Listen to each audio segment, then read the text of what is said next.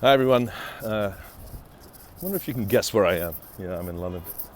We get run over crossing the road here by a Mercedes, which could be worse. I'll show you one thing that's quite interesting. Actually, it's just here. So you see these buildings there. Quite a lot of them. That's where the bombs hit. That whole area was wiped out by bombs in World War II. So you can see this is what we used to have, and this is what we got post-war because of the bombs. So this whole area was actually wrecked. And indeed, the bombs are flying at the moment, which is the Red Sea. So I've had a couple of journalists want to get on to me about BP announcing today that they're going to stop transiting the Red Sea, which I do find kind of incredible because you're in a situation where I thought at least two major fleets of the US Navy were in the region. I find it incredible that pirates are, or at least terrorists, are causing so much trouble. This is my local pub, by the way.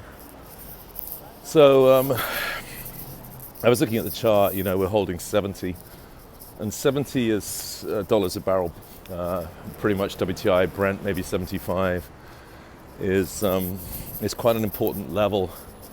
If you look over the past 5 years, let's say since COVID, you'll see that 70 has been a significant level for oil, and that what we were really looking at was a major situation in Russia, which terrified the market quite rightly, and then the fact that that sort of worked itself out became the reason why we essentially came back to the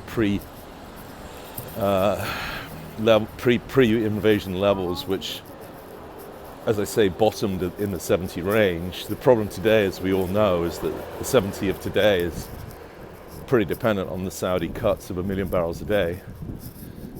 And, that's not very bullish. And so with that excess spare capacity, it's tough to really get excited about oil. The struggle we have is that you can find more downside scenarios than upside. I'd spoken last week about how a major, huge portfolio manager was telling me, you buy them at 70 and you sell them at 90. And that's why I'm talking about 70 today, because, the question is 70 a mid-range, or is it the lows? On the chart, it's the lows. But that was obviously post a massive COVID stimulus. And I have to say, London, like everywhere else where you travel, and of course London is not representative. I live in Brooklyn Heights. It's not representative of the average person. But nevertheless, everything is just kind of booming. There's so many tourists here, it's insane. It's great for London, but it's really remarkable, the level of travel that's going on globally. And the question is, when does that slow down, of course, especially given that we're already in a spare capacity situation. Nobody's expecting it to accelerate, which seems highly reasonable because it's not going to accelerate from here. It's difficult to believe.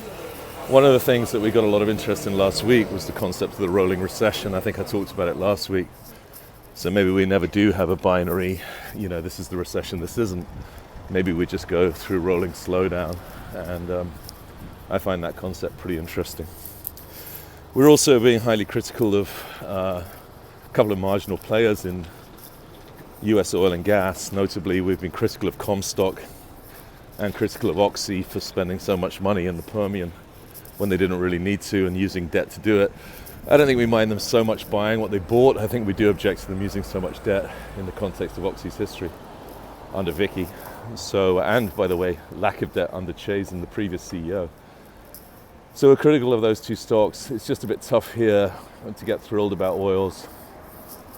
Am I really bearish? No, that's the problem. I wish I was, because then I could tell you to buy them all, or at least you could say Sankey's bearish, let's buy. But at the moment it feels like we're somewhere near an equilibrium, and it's difficult to see what's going to break us from this funk. Who cares? It's Christmas. Enjoy the week. Most people, I've had a record number of out of office replies. Most people are mailing it in now for the next 2 weeks, particularly in Europe. And we'll think about it all again with an eye on the Red Sea being the drama of the day. Let's take some time to think and then see how we like January. Seasonally a weak time of year for oil. So, refining conference in January, always a great time to buy the refiners. Refiners, by the way, much better shareholder base than they used to, so much more defensive than they used to be, which is pretty interesting. I was writing about that yesterday. Okay, have a great week.